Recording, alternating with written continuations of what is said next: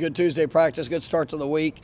There's a lot of variations of what we're working through. Just the different looks of Syracuse. Getting our scouts and everybody lined out to try to, especially defensively, just to try to present as close to simulate what we might see.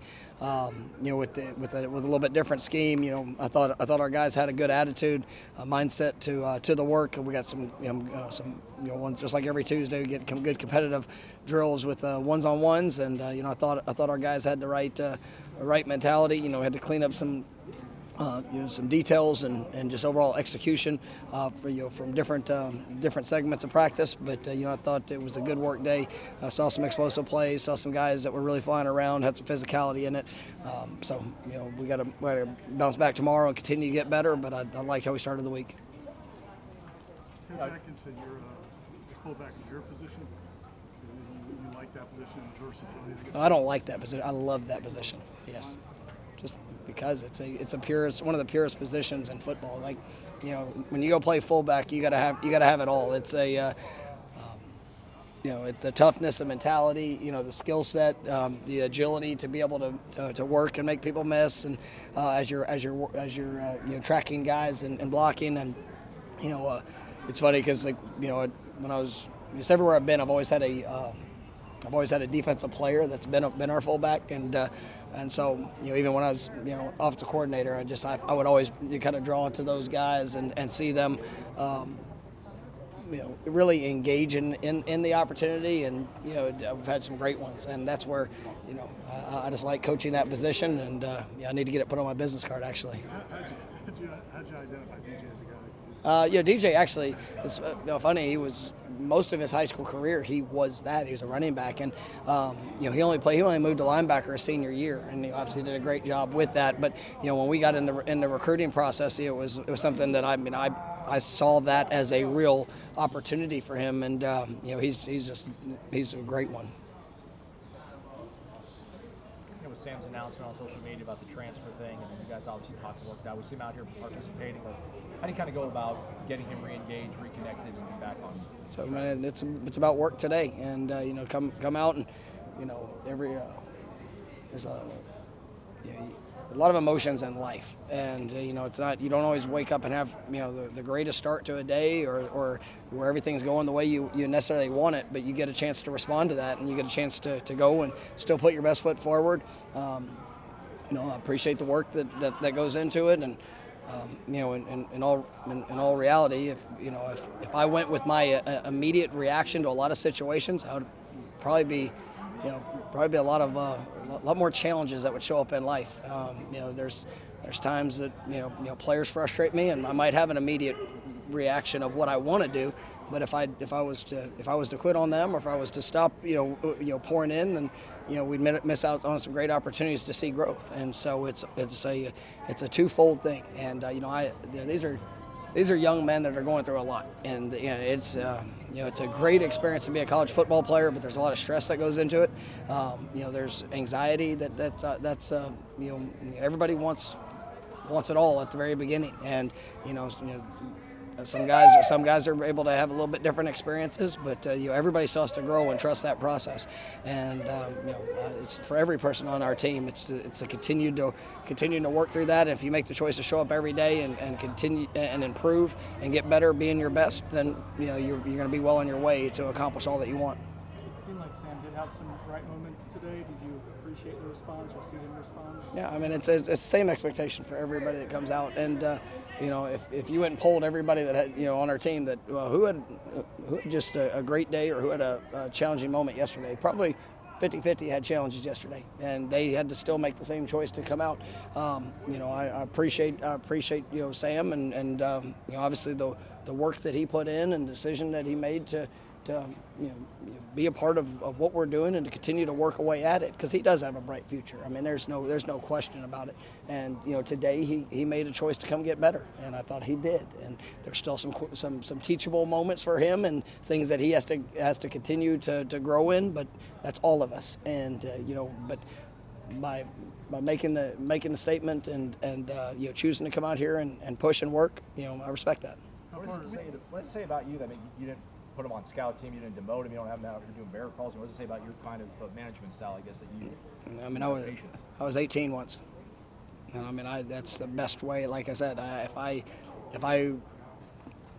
I understand some of the challenges. I understand some of the things, and there are certain actions that require certain responses, and I felt that I understood to a point, and it's part of working through things with people, and that's just kind of how I operate.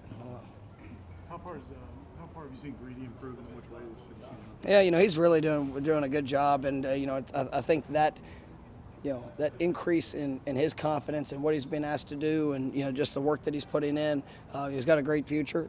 He's made some impactful plays. He was great, getting the second interception of the year.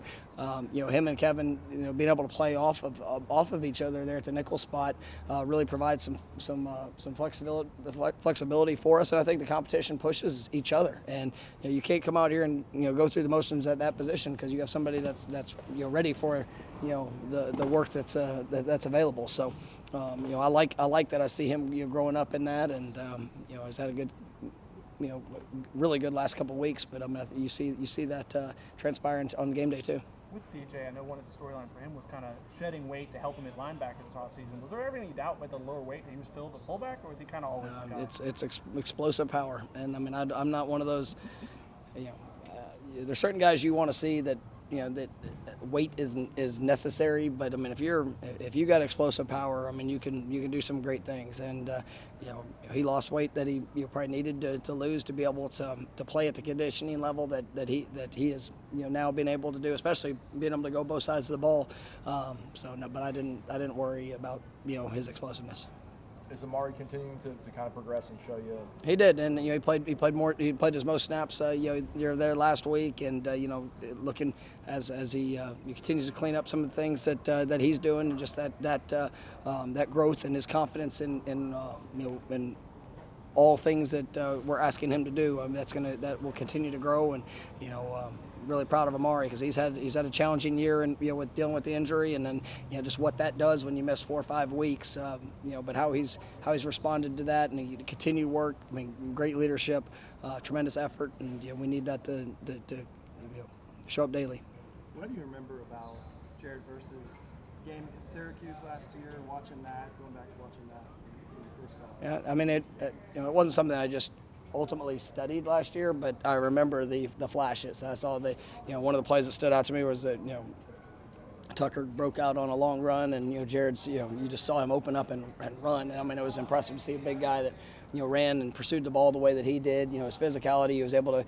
I think he had a sack in the game. He was just so very active, and I mean, it was just somebody that jumped off on film. As you watch different opponents. I mean, it was. When you're not looking for somebody and they show up, and it's impressive, and respected him for it, and that's one of the main reasons whenever he got into portal that I was like, all right, I've seen this one before, and then when you watch the collective season of what he did, it really spoke to the identity, and then you get to know the young man. How do you think a guy like that gets overlooked by FBS schools? I mean, it's people develop at all different times. He was. I think he was 200 pounds when he came out of high school, and obviously just the projection of what that's going to be, and he put in work, and that's where there's guys that are on our team that maybe weren't the highest recruited people that might be that are some of our best football players, and it's evaluation is the key to success, in my opinion, and you got to be able to, and that doesn't mean you're always going to be right on it. And there's some guys that you might watch and you think, well, I think there's other better options that are out there that could come help play, make an impact quicker. And then there's some guys that you take a chance on because you believe in the development of what's going to come. And his story is a unique one, and we had a very similar story. I mean, I know Pat was recruited, and he was well recruited, but you sit there and you have a defensive end, and Patrick Payton that was, he's 205 pounds maybe, when he got here. And you see the work, the development. Now he's close to 250 or whatever he's weighing now, and it's just he's impressive just to see how he's grown and developed to what we believed that he would be. So it's a great story, but he had to work for it. I'm guessing you don't probably spend too much time talking about big picture things in terms of the players and what they've accomplished this season, but they have a chance to set some marks for this team that Florida State hasn't been able to hit in a long time. Is that something that they appreciate? Do you bring that up to them this is still out there? Yeah, I mean, for us, it's about our constant growth. But I mean, we talked. This is our last ACC opponent, and this is we want to finish our ACC schedule the right way. And we've had some really good moments. We've had some setbacks, but this is the last one we get, and we want to leave our mark to this year and what we were able to do in conference. And we played a challenging conference schedule, and this is definitely a challenging task ahead with having to go to Syracuse. I mean, they play really well at home, very talented team, and so we're gonna have to go play our best game, and our guys embrace that, and we go and we can do that, then we'll continue on with other things that might be ahead. What's it been like watching Octavius at the defensive tackle position now? Yeah. Saw him practicing last week, now official on the roster. Yeah, no, I mean he's Woody. Coming in, we knew that he had versatility, and it was I knew worst, and I say this in a way, knew worst case that his ability on O-line would be elite movements, with what we were able to bring in at the defensive tackle spot. It was numbers wise, we wanted to kind of see where that was going. So I wanted to start him off. We were very transparent. Look, we're gonna start you off on O-line, and if I see you when you get here, you have the movements and the ability that show that he could transition to the defensive side, then we'll evaluate that. And just as this year is gone, and being in a weight room, he's putting up great numbers with his strength, his overall development. He's 300 and 20 pounds, and moves really well. So it's I'm excited about taking that opportunity, and I didn't want to wait till the off season.